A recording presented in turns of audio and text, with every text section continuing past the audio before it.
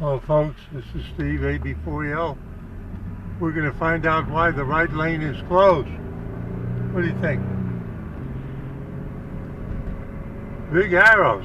Now this has to do with the fiber, or at least it has in the immediate past. So they got stuff parked in the road, just like the pipeline guys.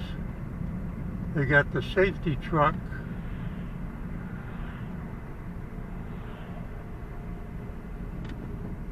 Yep, KVA. Yeah, see, major digging. See, along here is bedrock. That's why this section had to be done that way, is because there's an outcrop of bedrock there. Not along here. The soil is deeper here.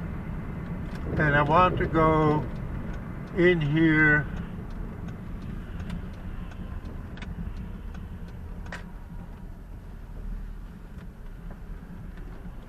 All right, I'm going to go down to Scott's garage for a minute. Steve, AB4L, just being nosy about the fiber work. Saying see you at 73.